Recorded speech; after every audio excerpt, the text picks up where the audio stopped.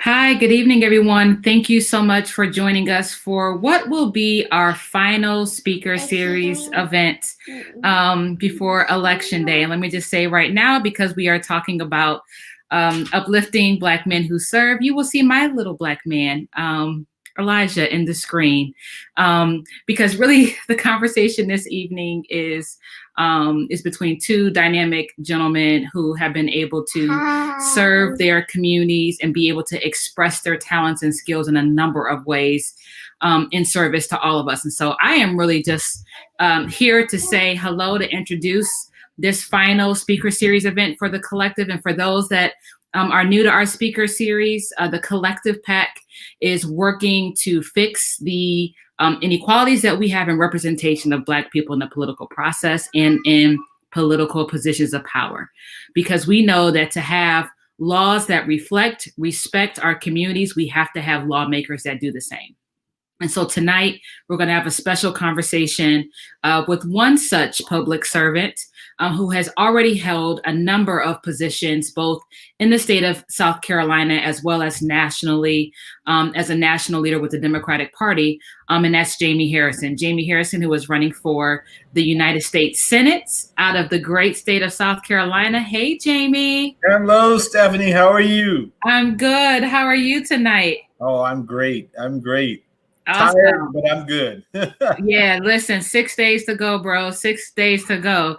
And in thinking about pulling together this conversation, I really could think of no one better than Michael Ealy, actor, advocate, community leader, someone who has definitely utilized his platform to elevate the voices of so many folks across this country who are doing great work. Hey, Michael Ealy, how are you? I'm good, Stephanie. How you doing? I'm good. Good to see you. I have to say, gentlemen, I am looking forward to the day when our three families can get together and just have our kids run around outside as we drink wine in the backyard. So with that being said, really, these are two gentlemen that need no introduction. And so I really want to make sure we have enough time to get into the conversation. They're going to talk.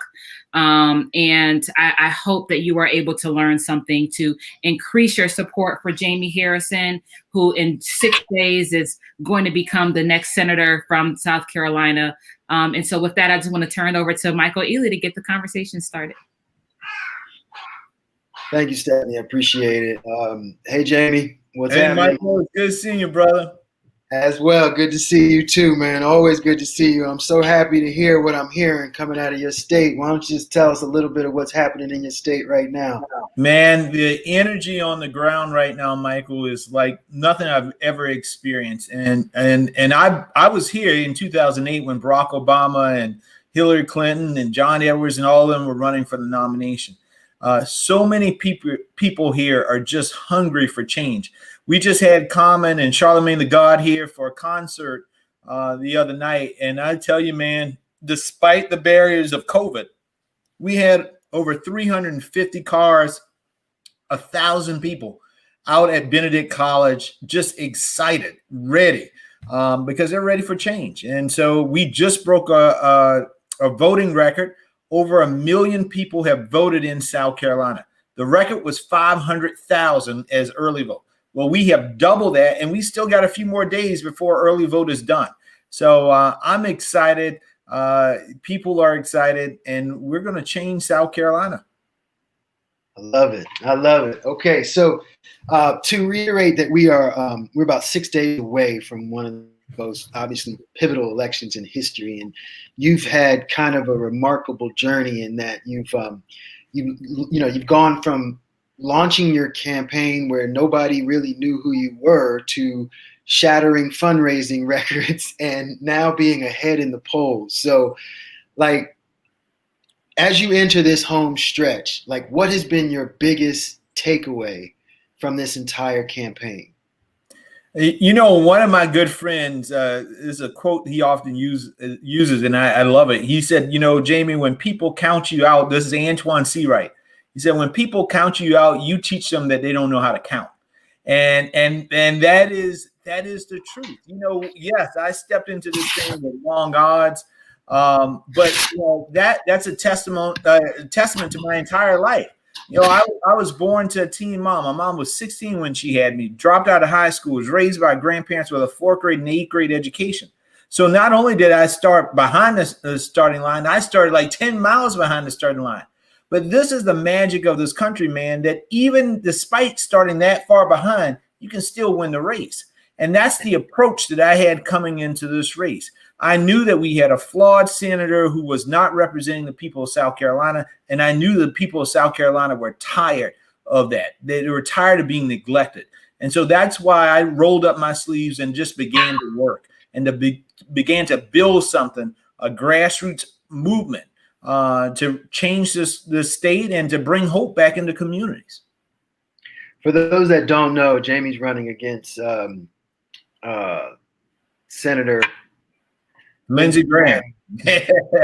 So, you know, this is a very key race. We need Jaime in there so bad. So, Jaime, here's my question. Your race has energized not only people from South Carolina, but many folks across the country. I mean, myself included. I'm in California, and I started hearing about your campaign early in the summer, and, you know, I got involved right away. And you've been able to kind of shatter this notion that Black candidates can't win in the South. And I know that, I mean, not only can they not win, but it's tough to run in like highly competitive campaigns, right? So I know for a fact that being in California, I've become complacent with my own state and feeling, okay, we're going to be okay, we're going to go blue.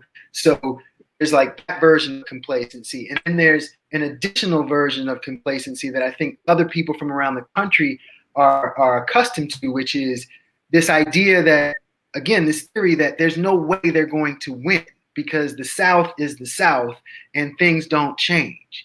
So that makes me you know, your campaign has been, you and Mike Espy as well, have been kind of these beacons of hope for many of us in other states to see that I need to change my way of thinking as a voter and start engaging in elections outside of my state. And I need to start looking at what it is that I want to happen versus what I think will happen. Amen Correct? to that. Amen to that. So like, why is it important to you for everyone to support and invest in Black candidates running for office, you know, especially in these Deep South campaigns? Yeah. Well, listen, you know, when you think about where are Black folks in this country, the majority of African Americans are in the South. They are in these southern states. And these are the states where you see the greatest health disparities, the greatest economic disparities, the biggest issues in terms of criminal justice issues. And so, you know, we can't just sit on the sidelines and say, oh, woe is me. You know, what's going to happen now? And like, as if we have no power to change our situation. We always have the power to change our situation. The reason why African Americans enjoy the freedoms that we have, that we fought for, that we bled for in this country, is because of the Black folks in the South standing up and saying, you know what, enough is enough. I'm tired of this. I'm not carrying this weight any longer. And so we got to continue that tradition that we have of pushing on the system to make sure that we can live up to what Thomas Jefferson said in the Declaration of Independence. He said, all men, I say all people, are created equal. We know that we have not gotten there, but we sure as heck going to continue to press and push so that we do get there. And that's why it was important for me to stand up, to say that I'm going to get into this game to try to make a difference. If I'm going to raise my two boys, who are the love of my life, the joy of my life, in South Carolina, then you sure as heck must understand that I'm going to make sure South Carolina is the best state that she possibly can be, if that's where they're going to be. And so I think it's incumbent upon all of us to stand up. Don't feel as though we are relegated to the situations that we're in, but stand up and change those situations. Be the change that we have to be, if not for ourselves, for the people that we love the most, our kids, our grandparents, the most vulnerable in our society. That's an extremely inspiring outlook. Do you think that's what kind of helped you get to this point in your life? Because in many ways, you know, being raised by a teenage mother, you know, and you kind of started off the race behind, right? Yeah. So do you think that where did this attitude come from, that we got to do this ourselves? We can beat this system. Where did that come from? Well, from the way I grew up, because I started life behind, right? Society would say that you started way behind many other folks, particularly some of the folks I went to school with and some of the folks I worked with. But, you know, again, I fundamentally believe that you can have the life that you want, but you got to press on it. You got to push on it. You got to roll up your sleeves and do the things, and you can't give up. You never can give up. You know, one of my mentors is John Lewis, and Mr. Lewis always used to say, he said, young brother, don't you ever give up. Don't ever give up. Don't ever let anybody tell you you can't do something. And you know, those lessons are still in me, and I don't. I mean, I teach my young son now. You know, sometimes we're playing games and he's like, Daddy, I can't win. I'm just going to give up. And I said, no, son, you don't give up. You keep pushing, and you'll get better at it, and you'll get better at it, and you'll get better at it, and then you'll win. But you never give up just because it gets a little hard or a little difficult. My grandma would always say, the Lord will never put more on you than you can bear. And I believe that. And so, you know, I got broad shoulders. Let me keep pushing. If you fall down, you can hang on me. If I fall down, I hope I can hang on you. And we just have to be that way. We have always been that way as a people. Sometimes, though, lately it seems like we forget that. But we got to remind ourselves of who we are, where we come from, and what our value is. And I think as long as we know that, we can knock out any challenge. I appreciate that, Jaime. Thank you, man. That's That's what we need to hear. You know, right now we can all make a difference, and we can do what Congressman Lewis wanted you to do, which is we can not give up and get out there and vote. And I really appreciate that. Some of your priority issues include growing the middle class, ending poverty, and providing accessible and affordable health care to all South Carolinians. And I know that these issues are very important to you. So I want to like narrow the focus a little bit and say, you know, when it comes to Black men, because you're a Black man, I'm a Black man, these are issues that are also at the top of our priority list as well. I would even go so far as to say like, police brutality and qualified immunity as well. So how have you been able to navigate speaking directly to the needs and the concerns of Black men, Black people, and at the same time still address the needs of other South Carolinians in such a divisive election? Yeah. Well, you know, the overall frame for how I approach everything is that, you know, in the end of the day, this is not about Democrats versus Republicans or progressives versus conservatives. It's about doing what's right versus what's wrong. Mm-hmm. And that's the frame by which I approach everything and talk to every community. And specifically in the Black community, and specifically even more, drilling down a layer deeper with Black men. You know, we all as Black men have this innate feeling of protecting our family. You know, protecting our own, like being there to make sure that everything's good, right? You know, anytime I go see my grandma, it's like, Grandma, is everything all right? You need anything? You know, it is something innate in who we are, I think, in our DNA. And so the way that I make sure I communicate what I'm trying to do and what I'm fighting for to Black men is through that lens of knowing that they're going to protect their own, that they're trying to do better for their families, or they're trying to do better for their loved ones. And, you know, and so, because sometimes we don't value ourselves as much, but we have tremendous value. Like, you can say anything you want to me, but you better not say anything cross about my mama or my grandmama or my wife or my kids, right? That's how we are as Black men. And so when I communicate with Black men, I try to communicate towards what I know they value, which are the folks in their lives that they love. Because again, I can go without health care and I'll be all right, right? But I know my grandma has to have her health care. She got to have her prescription drugs, or I'm going to do whatever I have to do in order to make sure she's all right, because she's always made sure that I was all right. And so that's how I try to talk and communicate and message things I towards what I know they value, who we love, and who we're willing to do anything that we have to do in order to protect. And so that's how I talk about healthcare to Black men. I talk about it as it relates to their grandparents, folks they love. I talk about education related to their kids, making sure their kids have the best in life, because that's what we all want for our kids. I talk about, you know, accessibility healthcare in terms of their girlfriends or their wives, making sure that Black women aren't dying in childbirth. You know, it is humanizing it and bringing it down to that level that folks understand. I talk about criminal justice reform in terms of the little brothers and the uncles and all who their dads that have been taken out of their lives. And so it's been effective so far. And we'll see whether or not it's really effective on November 3rd, whether or not we get the brothers to actually go to the polls, because we need them to go to the polls.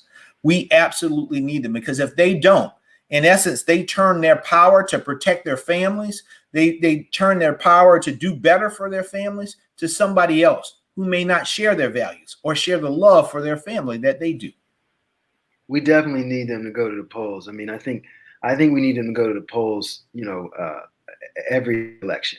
You know, I think it's important to make sure that we, you know, this November 3rd election in many ways is just opening the door to a whole new political enthusiasm that I think the Black community has to have, as well as every community. I think the last 4 years has shown us that you know, you can't take anything for granted, because it can be taken away from you. So you mentioned earlier that, you know, being a father is extremely important to you, and with two small kids at home, I know personally that it's tough to to stay away from them when you got to go on the road, right? So how have you been able to balance the role of husband, father, candidate, all of this during like a historic race? And here's the second part of the question. You've done all of this during a global pandemic. Has the pandemic made it more difficult to be at home, or is it easier to be present at home? Man, you're hitting on it right now, brother. You know, one of the hesitancies, the hesitation that I had going into this race, because my boys are young. My oldest is 6, and the youngest is 1.5. The youngest wasn't even here when I started this race. Mm-hmm. Wow. And so one of the big hesitation for me was, how is this going to impact my sons? How is it going to impact my relationship with my wife? Because it's a lot. I mean, this is an entire body experience, and it's a lot. And you know, the silver lining of COVID is I've gotten an opportunity to stay home with my boys much more than I would have had been on the road. And my 6-year-old has even said that. He said, "Daddy, you know, I don't like the coronavirus, but I do like the fact that you're home to play video games with me, or you're home to play games with me." And so, you know, it is, man, that tugs on you. And at the same time, my wife is today's version of the Renaissance woman, right? She is a law professor, probably the smartest person I know. She's a law professor. She teaches food and drug law. She's an artist. She's trying to write a children's book. She's also in the midst of writing a novel. And she's a heck of a mother and the world's best wife. So I'm so fortunate and blessed, but I have to also appreciate her career, right? I have to, just because I'm running for the Senate doesn't mean that my job is better or more important than hers. And so, you know, we are trying to balance all of that out. I mean, she just got food poisoning the other day, right? So tonight, before I got on tonight, so I did the Stephen Colbert show at 5. I rushed upstairs because my wife is still not feeling well. I made dinner, and I asked my son, I said, "What do you want?" He said, "I want breakfast for dinner." So I'm making pancakes, scrambled eggs, scrambled egg waffle, omelet, and ham and cheese and all this other stuff. And I rushed down here with my plate down here so I can, you know, garble it all up. And my wife's upstairs. But that's what you do, right? When you're running for the Senate and COVID, and you respect your wife and you're there for her.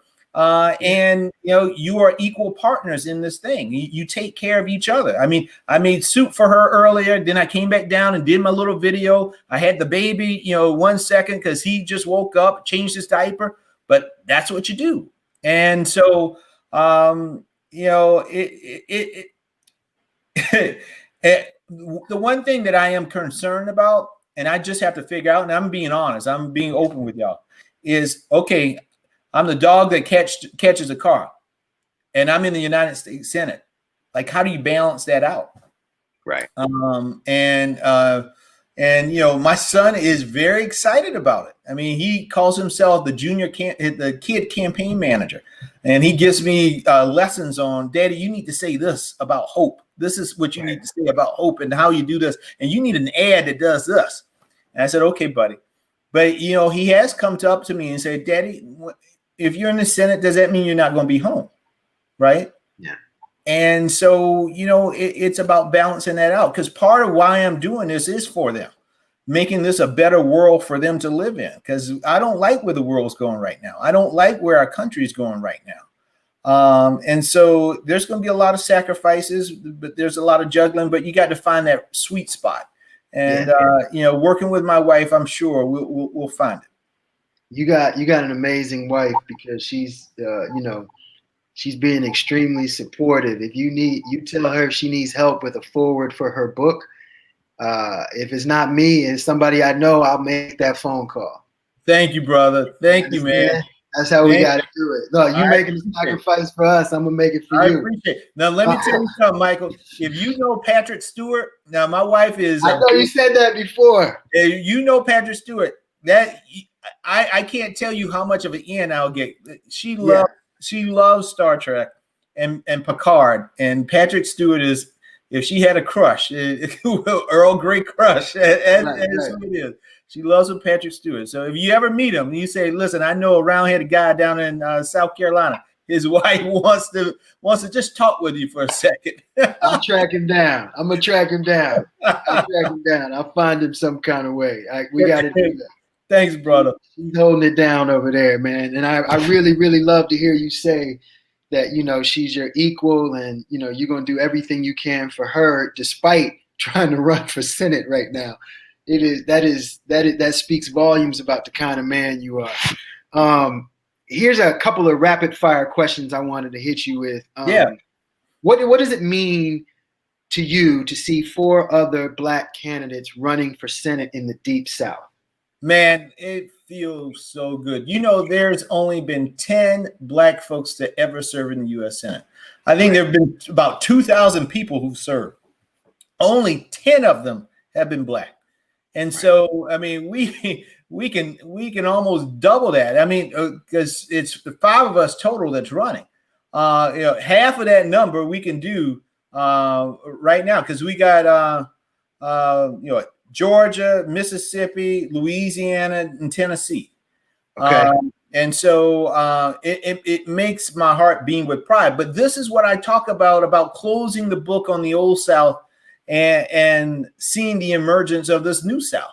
That's what's so important right now. And I can tell you, for somebody in running my state, Michael, I mean, this was the seat of John C. Calhoun and Strom Thurmond, right? Lying, bro. And I mean, when I talk about making history, this is real history. Yeah. And so I'm proud of them and the campaigns they're running as well. Do you, in terms of the way things are changing in the South, can you give us, people who don't live in the South, an example of the new South and the new energy, and how it's possible that each and every one of these candidates has a real shot this year? Yeah. Well, partly what is happening is you are seeing reverse migration taking place. As you know, in the 19 teens and the 20s, so many folks left the South to go to the industrial Midwest and to the Northeast. Yeah. Well, now those folks, their great grandkids and all, are coming back down South because of the opportunity here, and they're transforming cities like Atlanta and Charlotte and Charleston, Columbia, Greenville. And so that coupled with, retirees from the Northeast that are moving down here, who are bringing a much more moderate politics, and it's making things interesting. You're seeing that, Virginia was the canary in the coal mine. They changed early, but now they opened the door for North Carolina and Georgia. Now South Carolina is coming behind them, and, Mississippi and Alabama. You're also seeing the emergence of some of these new Black mayors and taking over some of these southern cities all across the region as well. And they're bringing much more progressive politics. They're pushing on the system and fundamentally changing the outlook in those states. And so I'm encouraged, man. I really, really am, about how the direction that we're going in. All right. What's the first thing that you plan on doing after you are officially seated as a U.S. Senator from the state of South Carolina? What's the first thing you're going to do? Man, there's so much I want to do. Right. I can say in the first week, one of the things is passing the John Lewis Voting Rights Act. I believe that the greatest right we have as Americans is our right to vote, and that should be unencumbered. And all of these folks that are purging voters because of politics, instead of any real legitimate, it's one thing to purge somebody because they're dead, right? But if you're purging them just because they didn't send back your postcard in 2 or 3 weeks, no, that's no legitimate reason to take away somebody's right to vote. And so I want to see some secretaries of state go to jail. We need to make some examples of some folks. And so I'm going to fight to increase criminal penalties on anyone that is found to politically use political motivation to curb the right to vote for or encumber the right to vote for anybody. I also want to do something to rebuild and revitalize communities in South Carolina. So I have what I call my Rural Hope Agenda, which is a 5-part plan focusing on addressing healthcare, education, economic opportunity, infrastructure, and a farmer's bill of rights. And so that is part of legislatively, policy-wise, that is also something that I'm looking at doing, because if we can address that, we will see the lives of folks in South Carolina, particularly in rural communities, and particularly African Americans, because a lot of African Americans are in rural South Carolina, just rise dramatically. And so those are two of the things that are on the front burner for me to address in the first week or two in the Senate. One of your key focuses is bringing education up to the 21st century, right? Yep. Do you feel like economically you'll have the influence and the power to help not only with education, but also with Black businesses as well? Well, Michael, good. Or small businesses. Let's just say small businesses. Yeah, as well. It's great that you said that. So part of my Rural Hope Agenda has a whole new plan for how we open up a stream of revenue for historically Black colleges and universities. I want to create what I call rural centers of excellence, and we house them at HBCUs. And part of the centers of excellence would be to provide technical assistance to rural communities, to townships and mayors and the like. But another part will be to be incubators for new businesses, particularly for communities of color and communities that have been historically left out. You know, one of the things that we see right now is in the PPP dollars from the coronavirus, the CARES Act, 95% of Black businesses got zero money from that because they don't have existing relationships with the big banks. And so many Black businesses, this is going to be one of those underlying things. Many of the Black businesses are closing and will never open up again. And so we need somebody to be there to provide technical assistance to these Black businesses to hold their hands through this process so that they understand that this is where you can go in order to get capital. This is what you need to do if you have an idea for starting a business, but you don't know how to set up an LLC, or you don't know how to go and file your paperwork with the Secretary of State's office. This is how you avoid getting into trouble with the IRS. I believe you have all of this brain power on the campuses of HBCUs. Why don't we utilize that power to actually improve the economic status of folks in these communities? And so I want to make sure that we give those students who participate in it loan forgiveness, because Lord knows our kids need more student loan help so that they don't get saddled with so much debt. But at the same time, let's bring some more revenue from the federal government into these HBCUs so that they can continue to be the pillar and the foundation of Black communities. That's beautiful. That's absolutely beautiful. There's obviously an influx of Black banks that are popping up. Yeah. Are you a proponent of Black banks? Yes. I don't know if there are any in South Carolina. Would that be something that you would support?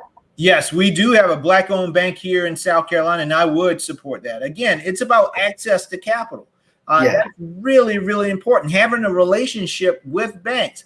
And many small Black businesses don't have relationships with Bank of America, right? They just don't have that. And when the government is sending money through those big banks, and that's part of my frustration, that they didn't do a course correction and say, you know what? There are folks that are being left out. Now, I know the CBC has been, shaking that bell saying that. But we need some more voices in the U.S. Senate also ringing that bell to say, this bill ain't going to leave the Senate unless we make sure that all businesses get a piece of this pie, not just some of them. Okay. The next two questions are going to be kind of fun. One is, you said your son is like your campaign manager, your kid campaign manager.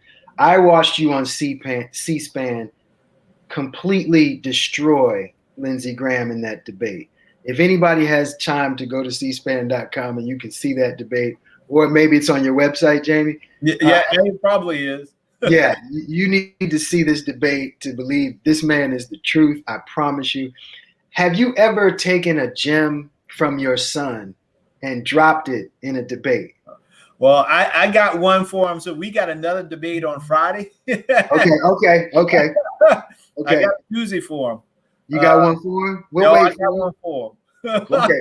We'll wait for it. When you have time to relax, what's like your favorite, if you ever do have time? Yeah, I know. What's like your favorite TV show or movie to like watch? And then like, what do you like to eat while you're watching it? Yeah. You know, so right now, my wife and I, we've been doing the Star Trek kick. Okay. So Discovery, I love Star Trek Discovery, and the season just started. Season 3 just started back, and you know the lead is an African American woman, Michael Burnham, and she is amazing. And so my wife and I have been watching that, and we've also been watching Picard, which is another spinoff of the Next Generation. So we've enjoyed that. And then there was this one, called Upload, which I think it was, and at first I thought, I was like, man, I'm not going to like this. And we actually really liked it. It was a nice little show. Again, many of the shows are on pause now because of the coronavirus in terms of production, but we've really enjoyed that. Oh, that's good. That's good. What are your thoughts on how we can help voters understand how government works to show them how powerful they truly are as voters? Well, I mean, just take a look, and I think this is what is sparking the turnout in Georgia. Take a look at how close Stacey Abrams' race was, and what the Republicans did in order to purge and steal that election from her. And the people in Georgia are not only, I mean, they're turning out like gangbusters, man, because they're like, we're gonna give Georgia so many votes that you can't steal it. And I mean, they're breaking records right and left, and we see the difference of having Stacey Abrams as governor of Georgia compared to the clown that they have right now, and it is a tremendous difference. And so I hope all folks take a look at that. I mean, you look at Florida the same way. Just take a look at that and see what we can have. Just look at, because we didn't come out and vote in 2016, and we see what has happened as a result. We got to wake up and understand that we have the power to shape the future, but we got to use it. There's voter suppression happening all over the country. You and I have talked about this. Obviously, Texas, I think, made a lot of noise when the governor limited the amount of polling drop boxes in every particular county. And I think he limited it to 1 per county, which was a big blow to Texas, which apparently is in play right now. So what are you experiencing in South Carolina, and how can we as individuals outside of the state help with the disinformation campaign and help with the gerrymandering and all of that that's happening in South Carolina, if it's happening there as well? Yeah. Well, you know, one of the things that we had was a lawsuit that went all the way to the Supreme Court. And in the end, the Supreme Court ruled the wrong way. And that was on witness signatures for absentee ballots. I mean, part of the reason why we're doing early vote is because of the coronavirus. That means a lot of people don't want to be in big rooms and have to interact with a lot of folks. Well, a judge here, local judge, waived the requirement that you had to have a witness signature on your ballot. And, you know, that gave great comfort to folks who are in senior facilities and don't want to expose themselves. Well, the Republicans in South Carolina appealed that all the way up to the Supreme Court. And in the end, the Supreme Court stated that they had to do it. That's a form of voter suppression. It really is a form of voter suppression. And this is the thing, the kicker. So the Election Commission sent out notices saying, oh, you don't have to do a witness signature. Then the court, the Republicans won and said, oh, you do have to get a witness signature. Then it was thrown out again and said, oh, no, you don't have to do a witness signature. And then it goes to the Supreme Court again and says, oh, yes, you got to do a witness signature. Yeah. What? If you're a voter, you don't have time to follow every single court decision to determine whether or not you need a witness signature or not. So it's going to confuse voters. And the question is, are they going to throw out ballots for folks just because they don't have a witness signature? when the election commission at one point in time said that they didn't have to have one. So that's part of the problem that we have. And that's the type of stuff that we need to clear up once and for all. And I'm going to do that when I'm in the Senate. I'm excited for that. Last question, Jamie, then I'm going to let you go eat. Yes, sir. Get some sleep. You got 6 days left. All right. So tell us something about like you or the race that we don't know, but you wish we did know. Yeah. Well, again, for some folks, we're having our last debate on Friday at 7 p.m. and it should be on C-SPAN. So check it out. The bottom line for the race is this. Lindsey Graham is in this race and he's trying to scare people to support him. I'm in this race, and the difference is I'm trying to inspire people to support me. I believe that hope and change and inspiration is going to lead the day. I believe that those things trump fear every single time. And so that's what we're pushing here. I mean, when we win this race, it will fundamentally transform South Carolina. It'll transform the region. And I hope I have my brothers and sisters in the other southern states who will join me to transform what the Senate looks like and the priorities that the Senate takes up, because that's really, really important. It's about making sure that we can provide opportunity for every single person in this country so that everybody can live their American dream.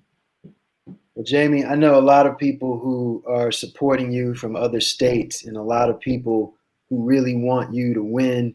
And a lot of people who are looking for the South to transform just as you described. So I want to thank you for your time this evening. And I really, really appreciate it. I'm rooting for you. Whatever you need in the last 6 days, let me know. I'm here.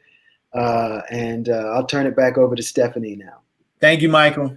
As well. Awesome. I mean, that couldn't have been a better convo, guys. I learned nuggets I did not even know.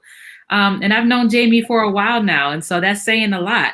And I just have to just express my appreciation for y'all both being so candid. What I love about this speaker series is that we're able to talk in a real way because Jaime Harrison is a real person, y'all. He's running for U.S. Senate, but he's a dad and a husband and a son, and a member of the community. So I appreciate the questions this evening. Thank you, Jamie, for your time. Thank you, Michael, for your time. Y'all, 6 days to go. I know we're going to do this. Just in closing, I want to say thank you all for tuning in tonight. I know that there are some of y'all out there who have watched maybe all of the speaker series that we've done. I think we've done 11 or 12 of these virtual speaker series events. So thank y'all for your time. You can always go back to the Collective's YouTube page, Collective PAC's YouTube page, to see all of the many conversations we've had. Please, I encourage you to do that because we are trying to really have you meet some phenomenal leaders who are running for office this year who need your support. And of course, we are asking you to go to collectivepac.org to learn more about the 161 Black candidates we have endorsed on a local, state, and federal level. The thing that makes the Collective PAC so special is that we are really working to support and fund Black candidates that are running on all levels of government, because we know we have a drastic disparity in our representation, but most importantly, we have a disparity in who's representing us with their values and their voices to uplift the need for Black progress in this country. And so I encourage you to go to collectivepac.org. Please, if you have a few extra dollars, and I know folks are hitting you up all the time for your money. Listen, with 6 days to go, I'm asking you to dig in those sofas a little bit deeper and give a contribution to Jaime Harrison, to our other Senate candidates that are running, for our folks who are running down and up the ballot. So with that being said, thank you for your support of the Collective PAC. It means the world of us to be able to do this work and to have your support as we do it. This is the last speaker series event until the election. I anticipate that we'll probably have a special edition post-election, so stay tuned to that. You can also go to collectivepac.org to sign up for our mailing list so you can get notices about the events that we do. And also you can go there if you need to check your voter registration status. There's still a couple states where you are able to register to vote and vote on the same day. So you can go to collectivepac.org to get that information, to figure out your polling place, because we really have no choice but to vote this election and get all of our families really turned out to vote as well. So thank you again, Michael Ealy. Thank you again, Jaime Harrison. We wish you all the best on the campaign trail, bro. And with that, I'm going to sign off and say good evening, everyone. 6 days to go.